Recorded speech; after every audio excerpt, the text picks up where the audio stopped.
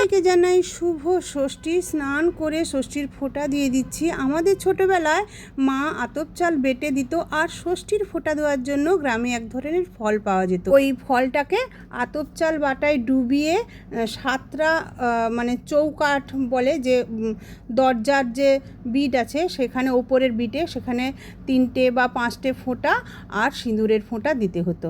তো এখানে তো সেসব নেই, খড়ি মাটি ভিজিয়ে ওই চাল বাটার মতো করে নিয়েছি আর সিঁদুরের ফোঁটা দিয়ে দিয়েছি। আমার শিলনোড়াটা না নিরামিষ নয়, তাই চাল বেটে দিতে পারতাম, কিন্তু যেহেতু নিরামিষ নয় তাই চাল বাটা দিলাম না, খড়ি মাটিই দিলাম। আমার ষষ্ঠীর ফোঁটা দেওয়া কমপ্লিট। তো মায়ের আগমন হয়ে গেল।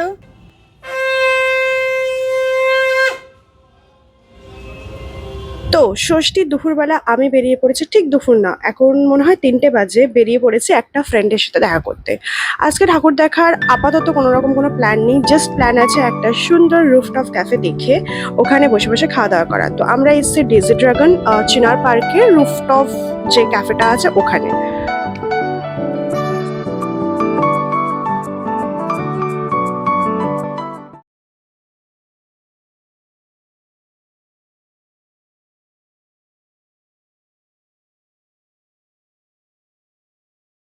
তো এখন সন্ধে হয়ে গেছে। সারাদিনের তো কিছু ব্লগ দেখায়নি, খালি রান্না ছিল বলে। আর এই যে সন্ধেবেলা বেরিয়ে পড়েছি। মেয়ে ওর বন্ধুর সঙ্গে ঘুরতে গিয়েছিল, ভাবছিলাম আমি বেরোবো না, আর কিন্তু ও এসে বলছে যে চলো মা আবার ঘুরে আসি। এখন বাজে প্রায় 8টা বাজে। তো এই যে রেডি স্টেডি হয়ে গেছি, আর মেয়ে ওদিকে আরেকবার জামা চেঞ্জ করে নিচ্ছে, কারণ ও যে গিয়েছিলো ঘেমে গেছে, তো তাই আরেকবার জামা চেঞ্জ করে নিচ্ছে। আর আমরা এই যে ষষ্ঠীর বাজারে আমি এই কুর্তিটা পরেছি। এই কুর্তিটা তোমরা দেখে থাকবে আমার জন্মদিনের ব্লগে, তখন নতুন ওই 2-10 মিনিটের জন্য পরেছিলাম। আজকে এটা পরে নিলাম কুর্তিটা। দেখো এই যে এই কুর্তিটা পরে নিয়েছি, এই যে ওড়নাটা নিয়েছি। আর কেমন লাগছে জানিও। হ্যাঁ, প্রচণ্ড গরম কিন্তু আজকে, মানে একটুক্ষণের জন্য হাঁসফাঁস করছে এই যে মেয়ে। হ্যাঁ, তো চলো আজকে কোথায় যাই দেখছি।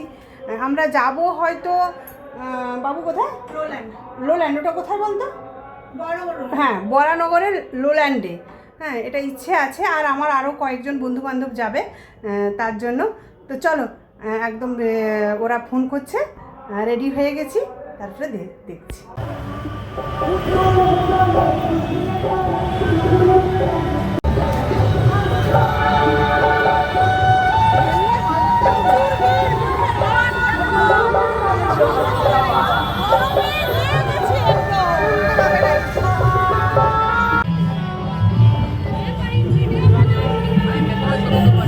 প্রথমে আমরা চলে আসলাম সিঁথির মোড়ের ঠাকুরটা দেখতে।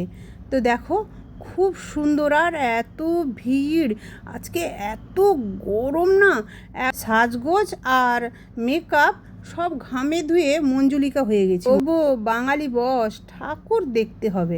এটা হচ্ছে সিঁথির মোড়ের প্যান্ডেল, মানে ঠাকুরের প্যান্ডেল।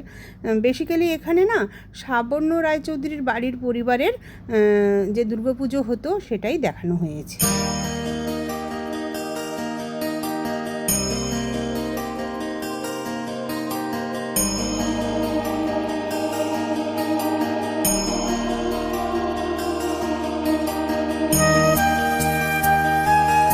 অনেক ঘোরাঘুরি হলো, একটু পেট পূজা হয়ে যাক। আর এই দেখেছো অবস্থা, একদম মঞ্জুলিকা হয়ে গেছি। আর এখানে সিঁথির মোড় থেকে লোল্যান্ড আসার পথে এই ঠাকুরটা, এটা গ্রাম্য পরিবেশ, তার দুর্দান্ত লেগেছে। সিঁথির মোড় থেকে লোল্যান্ড কতটা রাস্তা বলো তো, সব হেঁটে হেঁটে এই গরমে গেছি। একটা কোনো রিক্সা বা অটো বা টোটো পাইনি, যদিও পেয়েছি অনেক টাকা দাম বলছে। তো চলে আসলাম হাঁটতে হাঁটতে লোল্যান্ডে। এটা হচ্ছে পুকুরের পাড়ে এই মানে প্যান্ডেলটা হয়। তো দেখো এবারে ঢুকছি লোল্যান্ডের প্যান্ডেলের ভেতর। এটা হচ্ছে প্যান্ডেলের সামনের দিকের গেটটা।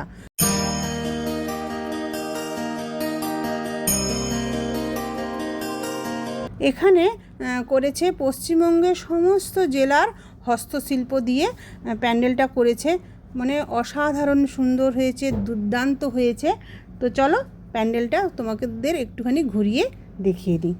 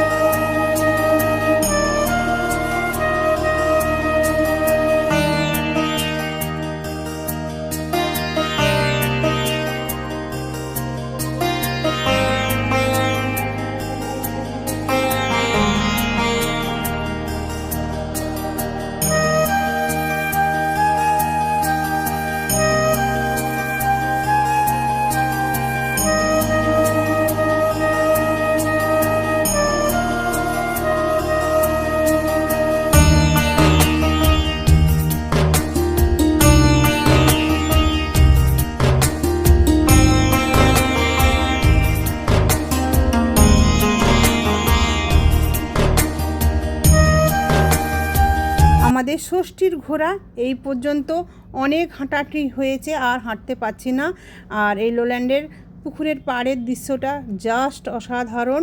তোমরা কে কোথায় ঘুরতে বেরিয়েছো অবশ্যই জানিও। মা একটু দয়া করেছে, বৃষ্টি হয়নি, সবাই আনন্দে ঘোরাঘুরি করছে, একটু গরম আছে, তবুও দুর্গাপূজার আনন্দে সবাই মেতে উঠেছে। আর এখানে আমার সঙ্গে একটা ভয়ানক বাজে অভিজ্ঞতা হয়েছে। মানুষ যে কতটা নিম্ন রুচিমানের হয় সেটা এখানে এসেই আমি বুঝতে পারলাম। তোমাদেরকে পরের ব্লগে সেটা জানাবো। আজকের মতো গুড নাইট। স্বাগত জানিয়ে রাখছি তারা যাতে আমাদের পাপ প্রার্থনা জুস নিয়েছি, আমরা আপনাদের